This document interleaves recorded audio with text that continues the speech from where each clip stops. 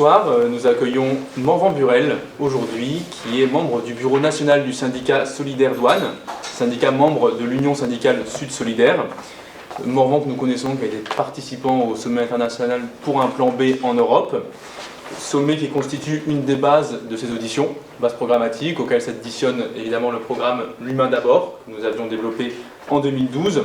Ces auditions qui ont un objectif politique, qui est de réunir d'une part les nombreuses contributions de citoyens qui ont été apportées sur le site et les enrichir avec les contributions de spécialistes, comme Morvan ce soir. Ces auditions sont coordonnées à la fois par Jacques Généreux, docteur en économie, professeur à Sciences Po Paris, et Charlotte Girard, maîtresse de conférences en droit public, spécialiste de droit constitutionnel et de théorie du droit. Ces consultations, bien sûr, n'équivalent absolument pas à un soutien, s'il s'agit d'un moment d'échange pour essayer de réfléchir ensemble à des préconisations politiques, avoir un moment de débat et de réflexion collective. Cette rencontre durera 1 heure et aura pour thème la question du protectionnisme solidaire. Protectionnisme solidaire qui est une des réponses possibles à apporter à la crise du libre-échange qui touche à la fois les systèmes sociaux qui sont mis en concurrence de manière de plus en plus brutale, qui touche à la fois les questions de crise environnementale, avec l'explosion des volumes de marchandises transportées et donc des émissions carbonées qui s'en suivent, qui touche évidemment la crise démocratique, puisqu'il n'y a pas d'exercice de souveraineté populaire sous la menace de trusts et de multinationales qui tiendraient des postes de position dans le monde économique ou dans le monde politique, et évidemment un enjeu qui est de rebâtir un service public solide qui puisse apporter des réponses à ces différents enjeux. Si tu veux nous donner un petit propos liminaire à propos de... D'accord. Ce que vous avez envie de nous dire et de nous expliquer. Très bien, mais merci de votre invitation. Donc, il s'agit de réfléchir pour moi à ce que je pouvais vous apporter pour alimenter un débat pour le temps qui nous est imparti aujourd'hui. Je me suis dit que c'était peut-être pas très intéressant de réfléchir en termes de comparaison chiffrée sur pourquoi plus de protectionnisme, pourquoi plus de libre-échange, parce que compte tenu de l'auditoire aujourd'hui et de personnalités comme celle de Jacques Généreux, d'économistes bien plus chevronnés que je vous suis, qui auront sûrement des argumentaires économiques bien plus établis que les miens, juste en tant que professionnel de la douane et syndicaliste. Et après l'intervention au plan B d'il y a quelques mois, je me suis dit qu'il était peut-être plus intéressant de réfléchir d'une autre façon, de réfléchir à la notion de frontière, qui aujourd'hui, à mon avis, va être au centre du débat public, et déjà au centre du débat public un peu malgré, je pense, le politique qui n'a pas vraiment désiré, et d'essayer, autour de cette approche, d'essayer de voir comment est-ce qu'on peut la planter en tant que débat public, et quelle prise de position notre camp, parce que moi je suis en tant que syndicaliste à Solidaire, je pense qu'on se situe aujourd'hui dans le même camp que vous aujourd'hui, dans celui d'une volonté de transformation sociale profonde vers plus d'égalité et de justice. Et je pense qu'aujourd'hui la notion de frontière est vraiment au cœur de ces enjeux. Et je vais essayer d'exposer en quelques mots quel est notre point de vue, nous, de professionnels de la frontière, et donc en tant que syndicaliste situé par contre résolument dans le camp de la transformation sociale, ce qui n'est pas le moindre des paradoxes de notre syndicat aujourd'hui. Mais on arrive, nous, très bien intellectuellement à faire le lien, on essaye d'en convaincre le plus possible. Cette notion de frontière, elle a été depuis maintenant assez longtemps donc très occultée, ringardisée et oubliée. Le fait marquant ayant été évidemment le 1er janvier 1993, quand au sein de l'Union européenne, et c'est aujourd'hui une date qu'elle continue de porter symboliquement, les frontières physiques ont été abolies, et donc la libre circulation portée et matérialisée pour tous les citoyens de l'Union. Ça a été porté évidemment comme un événement très positif. La douane s'est retirée physiquement des frontières au sein de l'Union européenne, elle n'y est plus. Et ce débat est revenu de façon assez violente au cours de l'an passé, et de la pire des façons, avec deux séries d'événements. La première, évidemment, le premier, ce sont les attentats de novembre dernier, et donc le retour avec l'instauration de l'état d'urgence, Le contrôle aux frontières intérieures de l'Union européenne a été rétabli, en mesure d'exception des accords de Schengen, puisqu'on s'est aperçu évidemment que les marchandises circulaient, et les terroristes pouvaient circuler très librement et sans contrôle au sein de l'Union. Alors même que le même jour, dans un article de presse, passait un entretien d'un patron d'un office central de police qui indiquait que l'explosion du terrorisme venait principalement de l'absence de frontières au sein de l'Union européenne et qui faisait circuler les armes de façon extrêmement dangereuse, notamment les armes issues de la guerre des Balkans. Et deuxième événement fondamental pour le débat sur la frontière, évidemment, c'est la crise des migrants. Aujourd'hui, à peu près 160 000 réfugiés au sein du territoire de l'Union et qui a entraîné des réactions terribles de la part des États, l'érection de murs, le déploiement de l'agence Frontex, qui est d'ailleurs aujourd'hui le seul organisme intégré européen au sein de l'Union. C'est important de mon point de vue. Et donc, y compris au sein de l'Union européenne, aujourd'hui, par exemple, l'Autriche parle d'ériger une frontière intérieure, un mur avec l'Italie qu'elle considère comme non capable de juguler les flux à ses frontières extérieures de l'Union. Donc aujourd'hui, les médias, et parmi eux certains médias, on va dire, de sensibilité de gauche humaniste, ne sont pas privés de parler du retour d'une Europe forteresse, d'une Europe qui abandonne ses principes fondateurs, s'appuyant sur les déclarations de Marine Le Pen. J'avais noté que l'absence de frontières nationales représente une folie criminelle, a-t-elle dit. Nicolas Dupont-Aignan a parlé de la nécessité de rétablir des frontières nationales pour éviter les infiltrations djihadistes. Donc on est parti sur un débat qui est clairement celui du pire. Pour moi, pourtant, quand on parle des valeurs de l'Union européenne, je voudrais quand même rappeler de quelles valeurs parle-t-on pour l'Union. Parmi tout le flot de citations qu'on pourrait donner, moi j'avais relevé celui d'un certain Sandro Gozi, qui est secrétaire d'État italien aux affaires européennes, et qui, dans ce débat aujourd'hui sur les 70 ans du traité de Rome, qui auront lieu l'année prochaine, parlait évidemment de l'Europe la plus large possible, évidemment avec ce débat qui a toujours celle de cercles concentriques dans l'Europe qu'il pourrait y avoir avec des niveaux de politique intégrés différents. Il y a une base qui, elle, reste toujours la même, et on la voit aussi dans le débat sur le Brexit, c'est celle forcément d'un marché commun. Tout le monde considère que s'il y a un minimum de dénominateurs communs dans l'Union européenne, c'est celle d'un marché commun. Et un marché commun, ça veut dire quoi? Ça veut dire du libre-échange sur la totalité de l'espace géographique concerné, et donc l'absence de frontières commerciales au sein de cet espace. Et d'ailleurs, quand bien même le Royaume-Uni quitterait l'Union européenne, il ne serait sûrement pas question de rétablir des frontières commerciales entre le Royaume-Uni et ce qui resterait de l'Union européenne, alors même qu'évidemment il n'est pas question de Schengen dans le Royaume-Uni, puisqu'il n'en fait même pas partie aujourd'hui. Donc on voit bien qu'aujourd'hui, au sein de l'Union européenne, le socle de valeurs, ce qui l'a défini, c'est réellement la libre circulation des marchandises, posée comme principe, et l'absence totale de frontières commerciales. Et aujourd'hui, évidemment, si les gouvernements européens, aiguillonnés par leur extrême droite, au moins leur droite la plus dure, parlent de rétablir des frontières, il s'agit bien de frontières murailles, de frontières militarisées, et en aucun cas de rétablir des instruments de contrôle pour la circulation des marchandises et des capitaux. Au-delà de l'Union européenne, on peut prendre d'autres exemples. L'exemple, je trouve, le plus frappant, c'est celui de la frontière entre les États-Unis et le Mexique, qui se situe dans un cadre économique qui est celui d'un accord de libre-échange, le fameux ALENA, dont on peut tirer un bilan entre 1999 et 2011. Pour les États-Unis, c'est 2,4 millions d'emplois qui ont été perdus aux États-Unis du fait des délocalisations des sites industriels des États-Unis vers le Mexique. Un effet dépressif sur l'économie américaine, puisqu'évidemment les salaires ont été tirés vers le bas.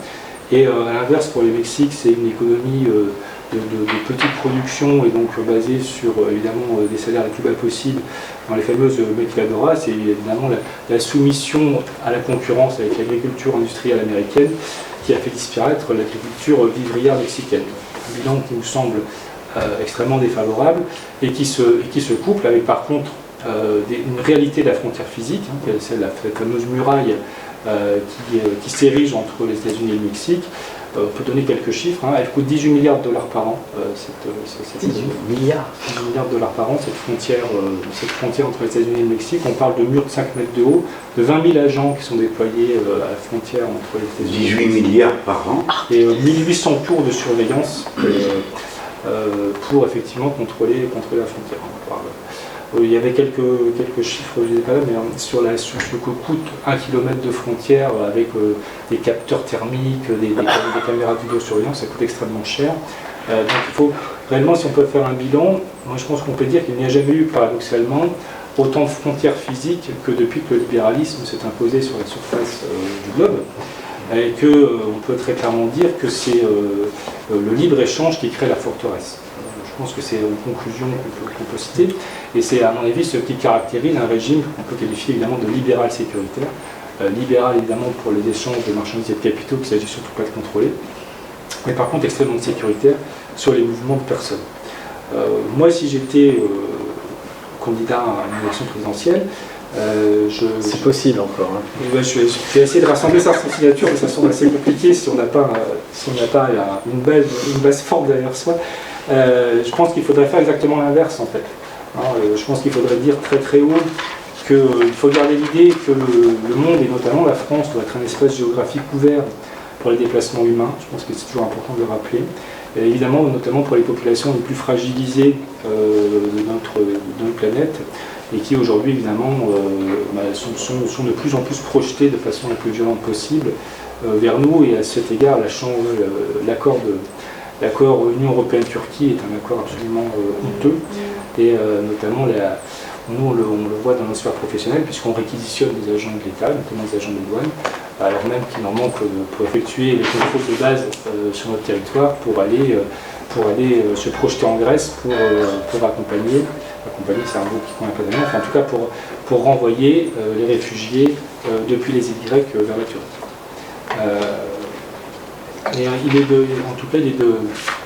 Pour moi, donc, en plus de cette nécessité d'espace géographique ouvert, il faut par contre tenir le discours très ferme sur la nécessité de rétablir la frontière comme outil de régulation commerciale, parce que ça nous semble indispensable pour le rétablissement de la souveraineté économique, pour reprendre les termes du débat comme vous l'avez posé.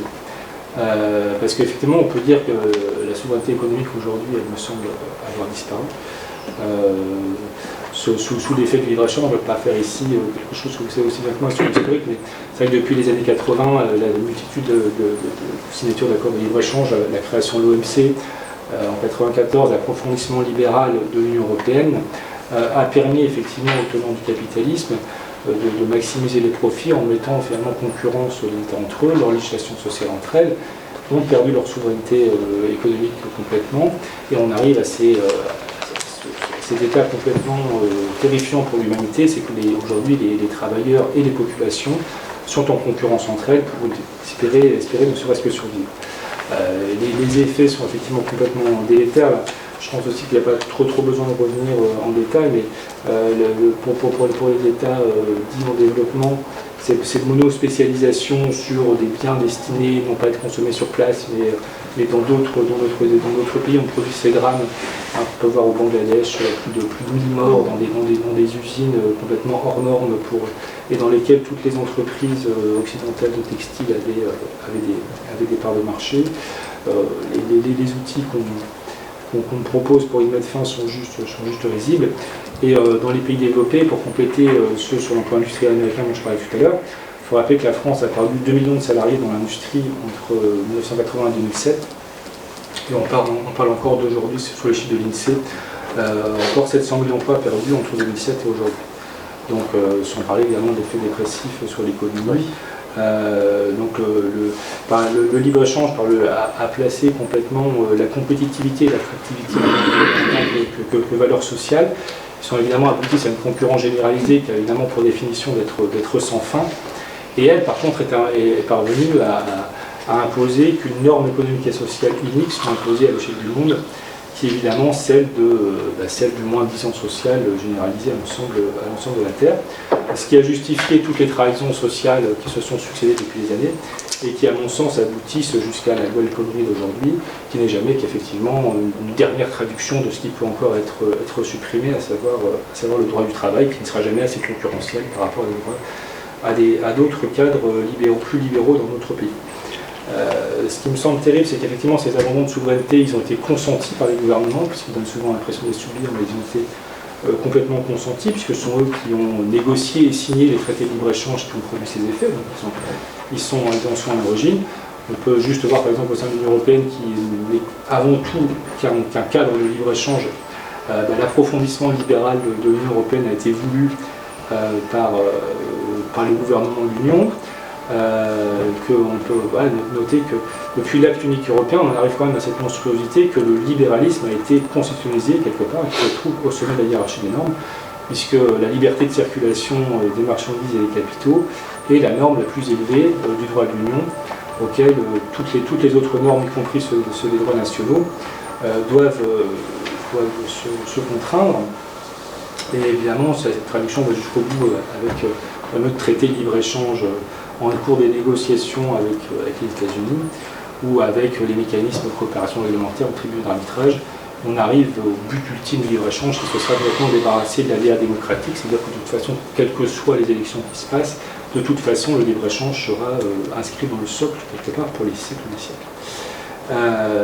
Donc si on part du constat qu'effectivement le libre-échange produit cet abandon, cette perte de la souveraineté, assez logiquement, on devrait se dire que si on veut récupérer cette souveraineté, il faut combattre le libre-échange. De façon assez étonnante et un peu désespérante parfois, à gauche, malheureusement, si ce constat, il me semble aujourd'hui, notamment sur le combat contre TAFTA, des méfaits du libre-échange est de plus en plus partagé. Par contre, la réponse qu'il faut y apporter, elle ne vient toujours pas de façon très très nette. Et pourtant, il n'y a pas 36 000 possibilités.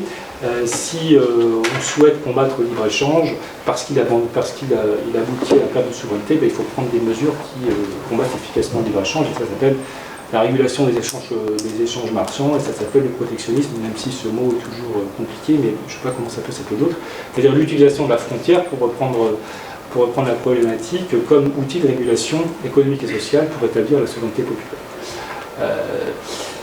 Si on a dit ça, on est obligé de se poser la question qui est un peu dérangeante souvent à gauche, c'est qu'il faut définir un espace géographique sur lequel appliquer cette souveraineté.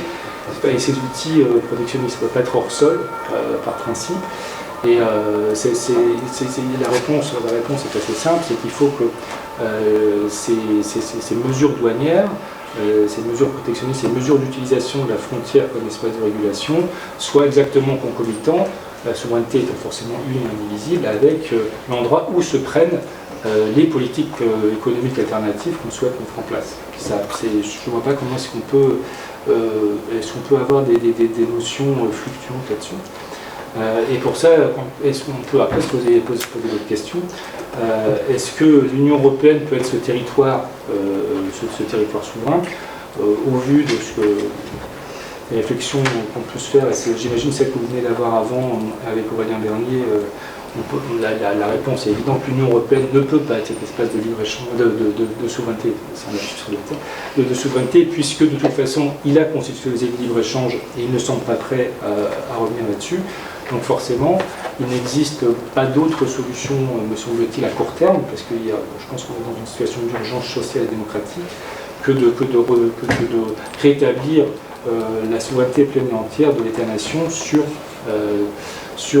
cette notion de rétablir ces moyens de souveraineté douanière et commerciale. Il me semble aujourd'hui qu'au lendemain d'une victoire d'un candidat de notre camp politique, il serait obligé, dès le lendemain de son arrivée au pouvoir, de reprendre possession immédiate de ces outils de politique commerciale et douanière, et donc de récupérer la souveraineté sur sa frontière commerciale, faute de quoi, si le libre-échange demeure, donc pas d'autre alternative, la souveraineté économique et sociale sera impossible, et donc la politique alternative portée demeurera une chimère. Et on arrivera à ce qui provoque, à mon avis, cette crise démocratique terrible dans laquelle on vit, c'est que les programmes, ce qu'on porte, donnent l'impression aux citoyens de ne servir à rien. Ayant dit ça, je pense qu'il est utile de rappeler que le protectionnisme en tant qu'outil, la frontière, le rétablissement de la frontière en tant qu'outil de régulation, ce n'est pas un programme politique en soi. C'est juste un préalable nécessaire sans lequel, si on ne fait pas ce chemin-là, rien ne sera possible. En fait, si on ne prend pas en compte ça, on se prive d'un discours sur le pouvoir-faire.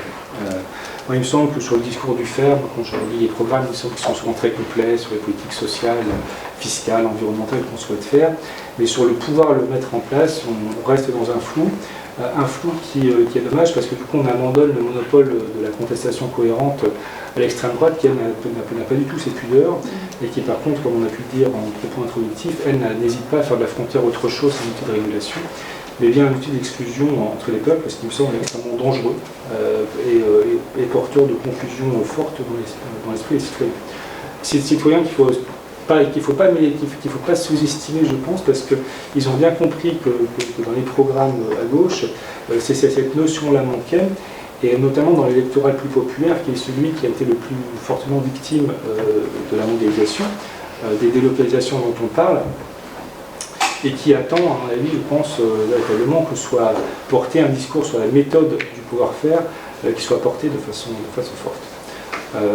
Enfin, je m'en arrêterai là. Il me semble que c'est pas, m'éloigner un peu du discours sur la frontière, il me semble que c'est pas en soi un combat qui porte juste quand même uniquement sur ces notions d'outils, mais bien quand même un combat qui a toute sa noblesse politique, puisque la capacité pour un peuple de disposer des moyens pleins et entiers de sa souveraineté, c'est quand même au cœur de ce qui a conduit, de ce qui a construit l'identité de gauche, et particulièrement dans notre pays.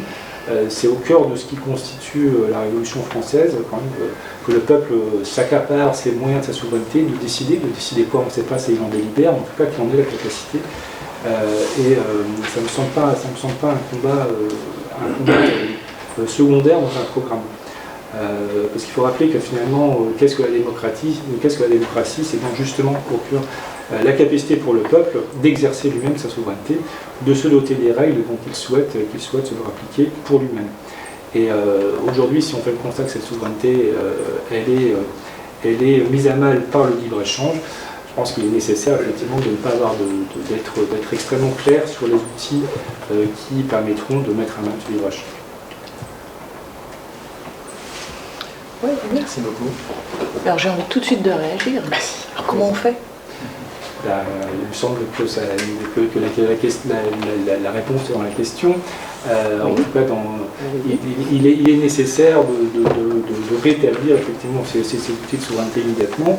Et moi, il ne me semble pas possible aujourd'hui de penser qu'on puisse considérer qu'on puisse négocier avec l'Union européenne, parce qu'il est important de savoir, c'est peut-être pas clair dans l'esprit de tous les citoyens, mais les compétences douanières, qui sont celles des instruments de souveraineté sur les frontières commerciales, sont aujourd'hui des instruments qui n'appartiennent plus du tout déjà aux États-nations, qui sont entièrement délégués dans leur totalité à l'Union européenne, et ce depuis toujours, puisque le projet en tant que tel de l'Union européenne, c'est le traité de Rome, et donc c'est la construction d'un espace douanier commun. Et un espace douanier commun, ça veut dire qu'il y a des frontières qui sont extérieures communes, où le tarif douanier est une compétence justement de la construction supranationale. Et aujourd'hui, par exemple, ça ne fait pas l'objet de beaucoup de couverture médiatique, c'est pourtant important. Il y a un code des douanes de l'Union qui est rentré en vigueur au 1er mai, un nouveau code des douanes de l'Union qui est lui là aussi porteur de mesures extrêmement libérales, puisqu'il acte pour principe un nouvel tract dans le principe du libre-échange. C'est qu'aujourd'hui, vous avez une dissociation entre le flux physique de la marchandise telle qu'elle rentre sur le territoire de l'Union et son flux déclaratif. Pour être clair, aujourd'hui, vous pouvez dédouaner une marchandise au Havre tout en déposant votre déclaration en douane à Vilnius. La réalité, c'est à peu près ça. Il est très clair qu'aujourd'hui, dans le cadre de l'Union européenne, vous ne pouvez pas mettre en place une politique protectionniste. Donc très clairement, il faudra effectivement rompre juridiquement avec l'Union européenne pour récupérer ces instruments qui sont aujourd'hui. Donc on dénonce le traité. Moi, personnellement, en tant que syndicaliste, on est là très clairement dans le ressort du politique, mais pour savoir aujourd'hui, moi, que les compétences douanières sont des compétences qui n'appartiennent déjà plus aux États-nations et qui me semblent nécessaires pour autant de récupérer si on veut aboutir à quelque chose, je ne vois pas comment est-ce qu'on peut aujourd'hui porter un discours clair et cohérent si on ne dit pas qu'on rompra juridiquement, pour moi juridiquement, au moins sur cet aspect pour ce qui me concerne. Par exemple, sur l'euro, j'ai pas vocation à avoir un avis technique éclairé, mais en tout cas sur cet aspect-là, par simple raisonnement nécessaire, je ne sais pas comment est-ce qu'on peut... Ben, le problème qui se pose, c'est que, bon, moi je suis d'accord avec le cadre en explication que vous donnez, je vais emprunter la frontière comme outil de régulation. La question d'où placer la frontière, bon, on sait traiter la réponse sur un plan théorique, on va dire, on va pas tomber dans l'espace naturel, hein, bon, qui est une invention de Danton et de quelques autres avant, Richelieu, hein, bon, ça nous arrangeait. Mais pourquoi la frontière naturelle, ça serait le Rhin? Personne n'est capable de le dire, et on pourrait même trouver des arguments pour expliquer qu'elle est un peu plus loin. Bon, dans le total, frontière outil de régulation, moi, de ce que j'ai pu comprendre, il y a un mot qu'il faut qu'on rajoute, nous, c'est le mot de coopération, parce que le contraire de libre-échange, c'est la coopération. Le libre-échange, c'est la loi du plus fort. La coopération, c'est un temps de négociation. Qu'est-ce que tu sais faire, qu'est-ce que je sais faire, qu'est-ce qu'on peut échanger. On peut se fâcher, des fois, provisoirement, on ferme, alors l'autre se ferme en face. Puis après, ça s'appelle la diplomatie, on discute et on laisse passer les marchandises dans un sens ou dans l'autre. Mais donc le problème qu'on aurait, c'est le tuilage entre le moment où on rompt l'ordre établi et celui où un autre peut être mis en place, parce que c'est pas instantané. Et c'est la gestion de cette transition qui est la chose la plus compliquée, je crois. C'est pour ça que Charlotte disait, bon, comment on fait, parce que honnêtement, nous, là, comme on est là, à cette heure-là, on ne sait pas comment on réalise cette histoire. Est-ce qu'on a une... Par exemple, si on disait on rétablit les frontières au bord de la France, toi tu sais comment faire? Lui, il sait. Alors j'arrête. Je m'en remettrai à ce que m'en dira Jacques. Non, enfin, c'est un peu une boutade, mais il faut hiérarchiser les problèmes. On est en parfait accord avec le diagnostic. Oui, je suis juste un petit... Je vous remercie, mais il ne faut pas surestimer mes compétences par rapport à un professionnel du terrain ou d'un domaine. Moi, j'ai une connaissance théorique, factuelle, générale de ces questions, pas de la pratique du contrôle des échanges dans les douanes. Donc, et du coup, je regrette un peu que vous ayez une réserve finalement dans votre attention, parce que sur le diagnostic, on boit du petit lait en vous écoutant, oui. Puisqu'évidemment on est en parfait accord. Et donc la question effectivement c'est sur le comment faire. Mais savoir, je pense qu'il faut ordonner les problèmes, parce qu'il y a plusieurs problèmes à la frontière. Il y a la frontière avec qui, il y a la frontière sur quoi. Nous arrivons au pouvoir. Ce n'est pas la même chose que de discuter comment se pose la question de la frontière entre la France et l'Allemagne, la frontière entre la France et la Hongrie, la frontière entre la France et la Chine, et du coup la frontière aussi entre l'Europe et le reste, du monde. Alors, on va pas... Et ça, c'est la frontière avec qui? Ce que je veux dire par là, c'est que on n'a pas un énorme problème de libre-échange avec l'Allemagne en réalité. On a un problème d'évaluation monétaire interne, de politique de dumping social et fiscal, bon, mais certainement. Mais je dirais que l'Union européenne, d'avant l'élargissement, pendant un certain nombre d'années, depuis le traité de Rome jusqu'à l'achèvement de l'union douanière en 1968, puis après une première phase, en gros jusqu'à la mise en place jusqu'aux années 80, on a eu un espace de libre-échange progressif qui finalement a plutôt été favorable à la prospérité économique européenne de l'ensemble des nations qui y ont participé, est resté compatible avec le progrès des systèmes sociaux, etc. Ce qui indique que le problème, c'était pas... Et pourtant, c'était une extension progressive, effectivement, du libre-échange. mais dans un cadre finalement qui privilégiait un petit peu quand même la coopération, et qui n'était pas dans une logique tout à fait de guerre économique, et dans un cadre de compétition entre des pays qui avaient en gros des niveaux quand même de systèmes sociaux, fiscaux, politiques, etc. comparables, et qui lorsqu'ils accueillaient quelqu'un qui n'était pas à ce niveau, l'Espagne, le Portugal, etc., mettaient un énorme paquet de fric sur la table pour qu'il y ait un rattrapage plus rapide. Donc ça, c'est une... et je dirais que dans ce cadre-là, il est clair que le problème fondamental de la dégradation des politiques venait pas dans tel ou tel endroit, ne venait pas du fait qu'il y avait du libre-échange entre ces pays, mais venait de ce qu'éventuellement il y avait une politique conservatrice, rétrograde, ici ou là, ou d'autres choses dont on va parler après, parce que c'est l'autre frontière, c'est l'autre problème, c'est la frontière sur quoi de la libre circulation des capitaux qui est arrivée après. Ça, c'est un souci. Bon, donc je veux dire, il y a ce premier problème. Donc quand vous récusez, je comprends bien, vous dites c'est pas au niveau européen qu'on peut mettre en place une forme de protection quelconque. Oui, il y a deux manières de récuser. Est-ce qu'on récuse l'idée en soi, la possibilité en soi, ou est-ce qu'on attire, et là je serais d'accord avec vous, justement l'attention sur l'irréalisme de la chose. Et dans l'état actuel de ce qu'est l'Europe, les rapports de force, c'est pas de cette Union européenne qu'il faut attendre qu'elle règle un problème. Mais elle le pourrait éventuellement dans le cadre, parce que sinon si on dit de toute façon, au niveau européen, rien n'est possible, ça ne peut être qu'au niveau national. Ça veut dire que s'attaquer au problème du libre-échange au niveau national dans un pays européen, c'est décider tout de suite de sortir de l'Union européenne. Puisque par définition, la clé, vous l'avez bien rappelé, la base, c'est quand même le marché commun. Donc si la première chose qu'on remet en question, c'est le libre commerce entre la France, l'Allemagne, l'Italie et les autres, on sort de l'Union européenne. C'est-à-dire le jour où Jean-Luc Mélenchon est invisible, il faudra peut-être qu'il l'ait mis dans son programme. Et c'est pas tout à fait notre programme. Donc il faut sortir de l'Union européenne. Alors, moi je pense, je vous soumets à votre réflexion, je pense que l'alternative n'est pas aussi radicale que cela. Et encore une fois, parce que la question même du rapport à la frontière au protectionnisme ne se pose pas d'une manière générale. Et je reprends bien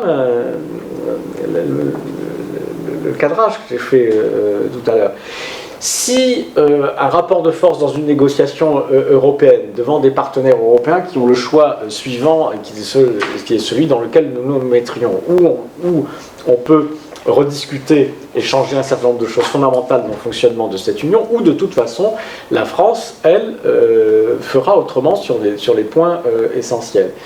Et on ne peut pas renvoyer la France en disant « mais vous êtes qui ?» Non, parce que si la France est hors de l'Union ou hors de l'euro, il n'y a plus d'euro, il n'y a plus d'Union européenne. Donc on est obligé de discuter avec la France. Alors, si dans le cadre de ce rapport de force et de cette discussion, une des choses qui est sur le tapis, c'est que l'Europe, en tant qu'Europe, en tant qu'Union européenne, cesse d'être une passoire à tous les produits du monde qui viennent des Amériques ou d'ailleurs, quelles que soient les normes sociales, environnementales, etc.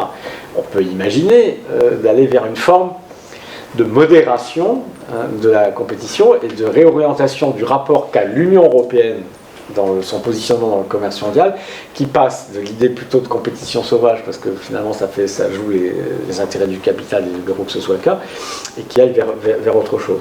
Donc ça c'est un premier niveau. Si ça ne marche pas à ce niveau-là, c'est-à-dire qu'il ne peut pas y avoir l'idée qu'au niveau de l'Union européenne, il y ait des formes de commerce plus coopératif, etc. Ce qui est une hypothèse plausible. Alors ensuite, c'est quel niveau? Alors, vous insistez, c'est votre métier, c'est normal, vous insistez beaucoup sur la question de la protection, sur le commerce des biens et des marchandises.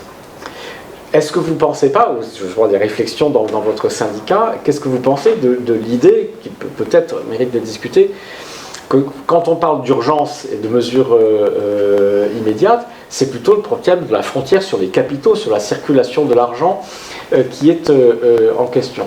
Autrement dit, c'est pas si la France, il y a un gouvernement progressiste qui arrive en France, comme ça a été le cas en 80-82, c'est pas le problème du déficit commercial qui a bloqué et qui a fait débat. On sait très bien que ce n'est pas ça. Un pays, surtout comme la France, peut supporter un déficit commercial pendant 20 ans, pendant 30 ans. Donc il faut être sérieux là-dessus. Ce qu'on ne peut pas supporter, c'est l'hémorragie brutale et totale et permanente des capitaux, c'est le mur de l'argent, c'est ce qui se passe en 81, dans un système monétaire qui met le pays totalement à la merci des spéculateurs. Donc c'est ça ma question. Quel est l'état de votre réflexion sur cette idée que quand même, quand vous parlez des mesures urgentes immédiates, la mesure la plus urgente, c'est peut-être pas de dire dès qu'on arrive au pouvoir, on sort de l'Union européenne parce que il peut pas y avoir de forme de protection qu'au niveau national. Est-ce que c'est pas plutôt on rétablit le contrôle des mouvements de capitaux, on rétablit immédiatement en mesure d'urgence notre souveraineté pour se mettre à l'abri de la spéculation, ce qui déjà nous laisse le temps de mettre en place un certain nombre de mesures et d'engager le processus de rapport de force avec les partenaires de l'Union européenne pour voir comment on peut faire évoluer le machin. Sur le fait qu'effectivement, j'ai sûrement plus insisté, au moins dans l'idée, sur l'idée de régulation des flux marchands entendus en tant que flux de biens. C'est sûrement vrai parce qu'effectivement, c'est plus mon métier, c'est plus là-dessus sur lequel on intervient. Sur la nécessité de réguler, contrôler et empêcher les flux de capitaux, ça me paraît être une évidence, même si effectivement mes connaissances techniques sont moins précises. Mais en plus, c'est vrai que ça concerne chez nous des services très particuliers, type TRACFIN, et en tout cas qui sont effectivement très largement sous-dotés en moyens matériels pour cause. Moi, ce que je voulais juste réagir par rapport à ce que vous avez dit. Donc effectivement, pour rester dans le cadre de l'Union européenne, mais c'est vrai que la question se pose largement au-delà, il y a effectivement un changement fort quand vous passez d'une Europe à 6 jusqu'encore le début des années 80, jusqu'à une Europe à 28 aujourd'hui. Pour connaître et être déjà allé, je pense que Jean-Luc Mélenchon c'est encore mieux que moi, le processus de décision d'une Europe à 28, quand vous travaillez dans les comités, le comité du Code des douanes, le comité des assises, etc., qui travaillent sur la matière réglementaire, la prise de décision d'une Europe à 28, c'est quand même quelque chose de très particulier, moi qui me paraît assez largement incompatible avec la pratique démocratique.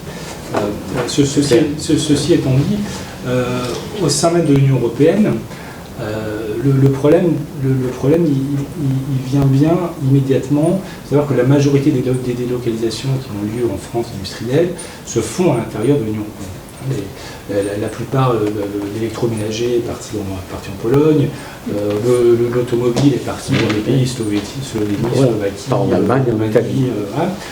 Alors pour ce qui est des pays correspondant pour l'Europe des 6, je rappellerai que Luxembourg est un paradis fiscal, que les Pays-Bas ne sont pas loin de l'être non plus, et que par exemple pour tout ce qui concerne la matière agricole, l'Espagne pratique, c'est pas l'Europe des 6, mais un peu plus traditionnel, l'Espagne pratique un dumping extrêmement sauvage, avec l'emploi d'ouvriers sans papier dans les grandes exploitations agricoles du sud de l'Espagne.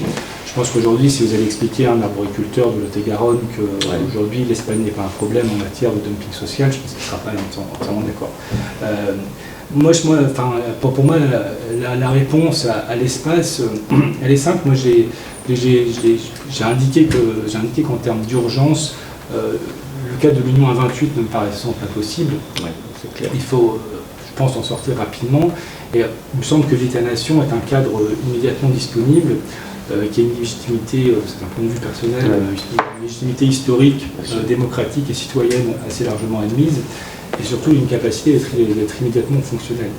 Les administrations, certes, le droit douanier est européen, mais les administrations des douanes sont encore nationales. Elles sont encore organisées sur un cadre national et peuvent être immédiatement opérationnelles dans ce cadre-là.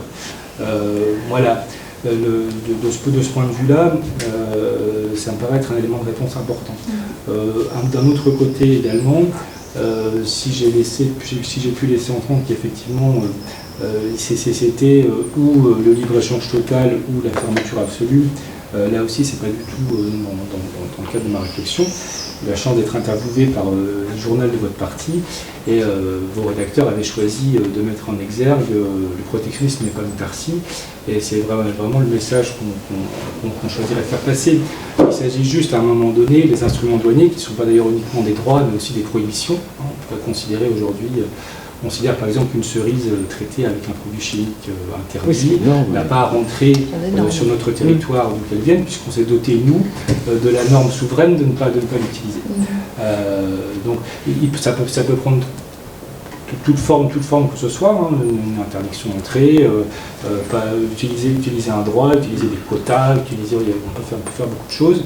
Ce sont des instruments qui sont bien maîtrisés et qui il s'agirait simplement de déployer sur un cadre d'une Europe à 28, un cadre qui serait plus restreint. Moi, je n'ai pas d'avis politique là-dessus, mais il me semble effectivement qu'il ne s'agit pas de faire une guerre économique à l'Italie, par exemple. Si la norme sociale existante en France est la même que la norme sociale existante en Italie, on n'a pas de raison majeure de pratiquer effectivement un droit de douane qui, pour moi, n'a que vocation à rattraper un déficit de pratiques réglementaires ou sociales, et donc de contrer un dumping.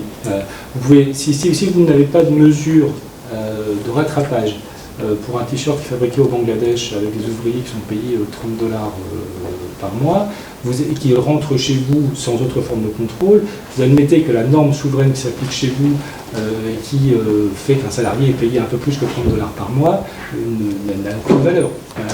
C'est aussi, au-delà de la question économique, une question, me semble-t-il, de principe et de validité juridique des normes dont on choisit de se doter. C'est pour ça, moi, qu'à la réflexion, il me semble c'est pour ça que j'ai choisi de le placer sous l'angle de la frontière. Il s'agit juste de placer le curseur juridique là où on veut le placer. Plus qu'une frontière douanière, c'est quelque chose de techniquement pas très compliqué. On n'a même pas besoin de rétablir quelque part une présence physique sur l'ensemble de la ligne bleue des Vosges, parce qu'aujourd'hui, la presque totalité des procédures douanières sont dématérialisées et elles n'ont pas vocation à redevenir papier avec un douanier au cul du camion qui donnerait des coups de tampon. On n'est pas contre le progrès. Par contre, il me semble qu'à un moment donné, il faut une cohérence souveraine entre les mesures dont on choisit de se doter et l'espace sur lequel on choisit de les contrôler. C'est juste ce que je dis. Je pense qu'il ne peut pas y avoir de déconcomitance entre l'endroit où on choisit de pratiquer un salaire minimum et l'endroit où on choisira de se protéger contre les pays qui, eux, ne pratiqueront pas ce salaire minimum, c'est tout. Et si effectivement il y a un accord entre la France, l'Italie et l'Espagne pour appliquer des normes qui soient socialement exactement compatibles, il n'y a effectivement aucune raison de pratiquer des mesures douanières incohérentes entre ces différents espaces. Mais il me semble par contre nécessaire d'indiquer que cette frontière, qui n'a pas forcément une matérialité physique, elle doit par contre avoir une réalité juridique, et il me semble aujourd'hui qu'elle doit être effectivement exactement compatible avec celle des frontières dans lesquelles le nouveau gouvernement, lui, pourra pratiquer sa politique sociale, économique et sociale alternative. Et il me semble que Jean-Luc Mélenchon se présente à l'élection présidentielle française, donc que ça garde du sens. Ça rend pertinent. Mais donc du coup, techniquement, on est d'accord que le protectionnisme, il y a trois manières. Il y a les barrières douanières, on met des taxes, il y a les normes. Bon, par exemple, un ours en peluche ne doit pas être inflammable, il y a une norme basique qui est vieille.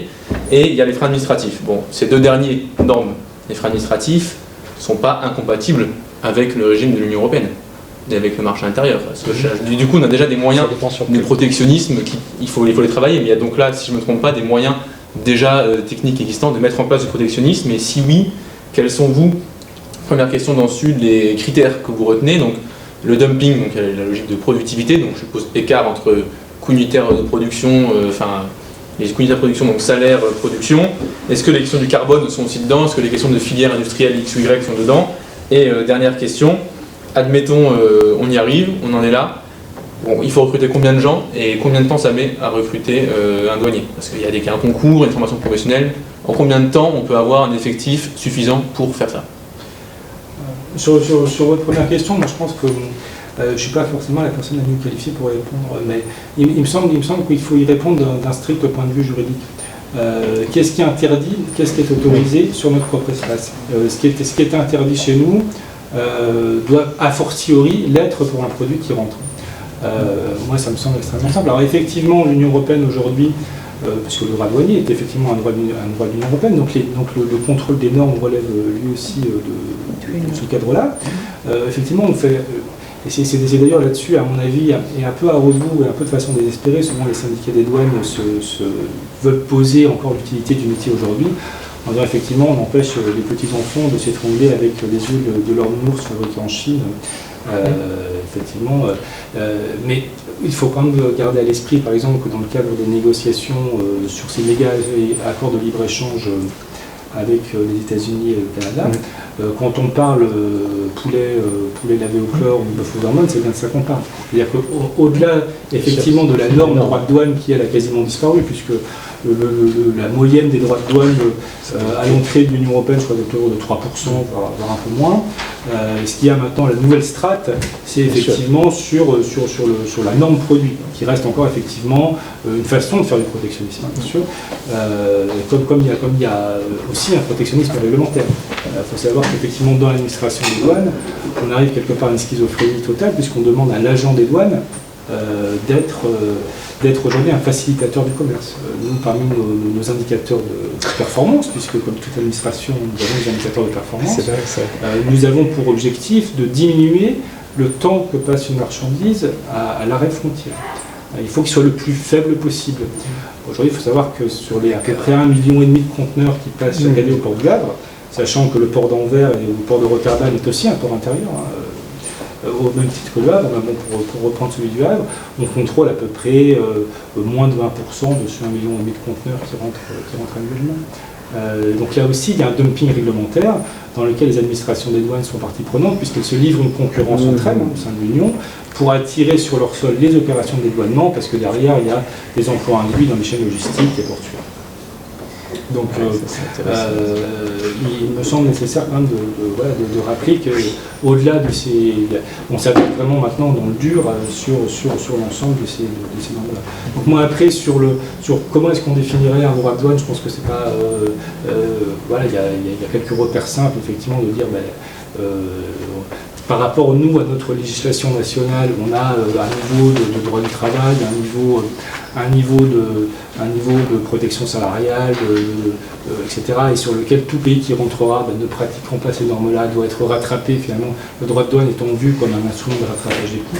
Mais ça, je pense que vous êtes presque mieux armé que moi pour pouvoir nous répondre, pour pouvoir faire ces calculs. Mais par exemple, sur l'environnement, il y a quelque chose qui est intéressant. Il y a quelques années, quand le président Nicolas Sarkozy a tenté la taxe carbone, qui était ma foi pas une mauvaise idée, puisqu'elle consistait à taxer le contenu carbone des produits. Il faut savoir aujourd'hui que la fiscalisation de l'énergie en France est une taxe purement budgétaire. On sait très bien ce que c'est la douane qui l'aperçoit. L'ancienne TIPP, qui s'appelle aujourd'hui TICPE, c'est un produit très important, c'est plus de 20 milliards d'euros par an, et une taxe purement budgétaire où vous avez un produit, vous taxez. Et là, l'idée était effectivement de prendre en compte le contenu carbone du produit, c'est-à-dire pour taxer la pollution. C'était une assez bonne idée. Et le problème, c'est qu'effectivement, on limitait cette mesure à l'espace sur lequel on pouvait intervenir, à savoir l'État national, tout en restant dans un cadre d'économie ouverte. Et assez logiquement, les industriels français ont indiqué que si on pratiquait cette mesure qu'en France, on se tirerait une balle dans le pied, en toute connaissance de cause, sans quoi ils avaient raison. Et ils ont obtenu ainsi la peau de la mesure, parce que lorsqu'il a été envisagé assez logiquement de penser de taxe carbone aux frontières, ce qui n'est jamais qu'un droit de douane, taxe carbone aux frontières, ça plaît plus à gauche, mais enfin ça reste un droit de douane quand même. L'idée a été évidemment abandonnée, puisqu'à l'époque, le fabuleux commissaire européen qui s'appelle Karel van Gucht avait dit que c'était incompatible avec le droit de l'Union. Donc moi, là, je pense que c'est un bon exemple, parce que si vous voulez prendre une mesure nationale courageuse, volontariste sur un secteur fort comme l'environnement, si vous ne le doublez pas d'une mesure permettant de protéger vos frontières, votre mesure, elle tombe d'elle-même. Et là, quelque part, moi, je donne vraiment raison aux industriels français qui étaient montés au créneau. Si on prenait cette mesure nationalement dans un cadre d'économie ouverte, on pourrait effectivement, à notre perte. On n'a pas voulu les contraindre, et donc du coup, on a abandonné la mesure. Mais c'est un exemple assez important, et je pense que tout quand on entend s'agiter les débats sur, effectivement, on pourrait une taxe kilométrique, etc., ce sont des bonnes idées. Mais là aussi, effectivement, c'est un droit de douane qui pourrait effectivement très bien s'appliquer.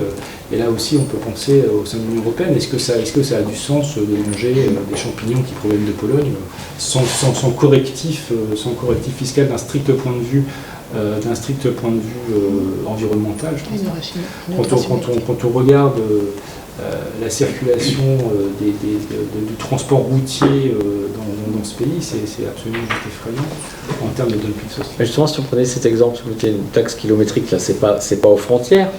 Les produits qui circulent en France, on a un service d'expertise qui nous dit quel est le temps de transport qui est associé à la mise à disposition de ces marchandises, qui viennent de Bretagne, de Corse, de Chine ou de n'importe où. Et on prend ça comme assiette fiscale. Ce qui est on taxe la pollution liée au transport. À ce moment-là, est-ce que la Commission européenne peut dire non, c'est une atteinte à la libre circulation des marchandises, qui est au sommet de la hiérarchie des normes européennes. Et il vous faudra toujours un service à un moment donné, administratif, placé quelque part pour pouvoir effectuer cette opération de perception des droits. Et ça me permet de répondre à la question. Ça, nous réquisitionnons l'administration des douanes, puisque vous avez rappelé que vous étiez toujours à notre service, heureusement. Et c'est bien pour ça que je pense qu'effectivement ce serait. Nous, en tout cas, mais il y a une administration sur le marché intérieur qui est chargée de faire respecter les normes, qui s'appelait la Direction générale de la concurrence, de la consommation et de la répression des fraudes. Elle a malheureusement été démantelée sous le gouvernement Sarkozy et malgré les promesses de campagne, n'a pas été rétablie de son plein pouvoir par le gouvernement socialiste. Et ce qui me permet de répondre à la question du camarade, combien d'agents des douanes il nous faudrait. En tout cas, ce qu'on sait, c'est ce qu'on a perdu. Nous, en 15 ans, on a perdu 6 000 agents sur une base. Aujourd'hui, on est 16 000 à peu près. Il faut savoir, pour revenir, je parlais tout à l'heure des attentats de novembre 2015. Les douaniers effectivement opérationnels H24 sur le territoire. On a une branche dite surveillance qui est douanier en uniforme qu'on voit sur le bord de la route. C'est moins de 8 000 agents sur l'ensemble du territoire. Ça veut dire en H24 pendant la nuit, moins de 1 000 agents effectivement opérationnels pour contrôler un territoire aussi vaste que la France, avec des frontières extérieures aussi importantes que celles de l'aéroport de Roissy, par exemple. On est très très largement sous-doté. C'est savoir qu'effectivement M.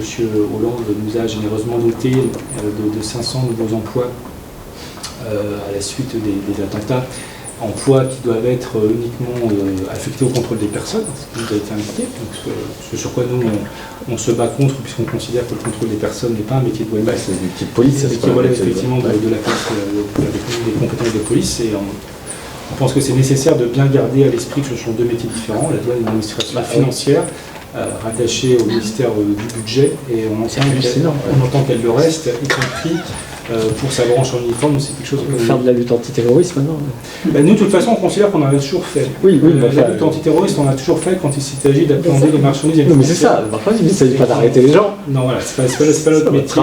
Et on considère qu'on serait bien plus efficace si on nous laissait exercer notre métier correctement, à savoir empêcher la circulation des flux d'argent liquide qui sont souvent. Qui peuvent souvent révéler le financement de l'entreprise terroriste, à savoir pouvoir interpeller effectivement tout transport d'armes ou marchandises dangereuses, parce que ça c'est notre métier, on serait beaucoup plus efficace si on laissait. Ça tombe sous le sens. Et combien de temps la formation d'un agent opérationnel du coup? Un agent des douanes, il est opérationnel, un agent d'exécution est opérationnel en 6 mois à peu près. Un agent d'encadrement est assez classiquement, comme tous les agents de l'État, opérationnel en 1 an. Il faut savoir qu'aujourd'hui, d'ailleurs, on a fait de l'abattage pour mettre en place ces recrutements exceptionnels et qu'ils ont été formés en quasiment 2 mois. Ça pour des agents de terrain, opérationnels. Donc mai 2017 pour janvier 2018, on les a. Après, c'est un recrutement par concours, donc vous ouvrez un concours de l'État, au lieu d'ouvrir 50 postes, vous en ouvrez 450. C'est la question de la formation professionnelle qui suit, il y a l'école de formation. On vient de fermer notre école à Rouen, on pourrait peut-être, si elle n'a pas été vendue au privé, l'ouvrir pour pouvoir avoir Il y avait une école, il n'y en a plus. Mais Il y avait une école à il n'y en a Rouen. plus du tout. Non, on a encore gardé une école à La Rochelle, Ah. à Tourcoing, mais l'école de Rouen. Ça. Il n'y en a plus que 2. Il n'y en a plus que 2, on en avait 3, mais ça c'est la politique générale de Ouais, démantèlement des moyens de l'État qui concerne la qui RG. Oui, ils concerne ferment des- tous les centres de toutes formation. administrations. Oui, bien sûr. Ça Collègues de la DGFiP. de la rationalisation budgétaire. Aujourd'hui, nos collègues, quand on leur demande quel type de moyens ils souhaitent disposer, parce qu'on a eu des enveloppes budgétaires exceptionnelles, ils vous disent qu'ils souhaitent juste avoir une voiture pour eux, avoir Ouais. Comme les flics. voilà, le fait de les doter de pistolets mitrailleurs n'est pas toujours forcément la priorité. Oui, c'est sûr. Donc c'est édifiant. On s'arrête là. Ou Oh là, ah oui, ah oui. Bon, bah, on aurait pu continuer. Enfin, on aurait pu continuer. oui. C'est tard. Vous êtes déjà. Je pense qu'on va être appelé à se revoir. Oui, oui, parce que enfin, Peaufiner tout ça. travailler On avec voit à les peu douanes. près l'espace de convergence de ce qu'on raconte. On le voit bien. Même. Parce qu'évidemment, pourquoi j'insistais tout à l'heure sur les questions de rythme et de tuilage, c'est qu'il s'agit non seulement de savoir ce qu'on va faire, avec autant de précision que possible, matérielle, que d'articuler ça avec les processus de révolution citoyenne, donc qui suppose l'implication des agents, d'une part, et de la population, d'autre part, qui doit arriver à comprendre ce qu'on est en train de faire, et comment elle peut elle-même y participer. Et comme là, on est au cœur des problèmes, c'est la mise en œuvre concrète. C'est la faisabilité. On bosse. C'est ce qui commande la faisabilité de la politique. Super, merci. Ça, c'est la clé. D'être venu jusqu'à Oui. Voilà.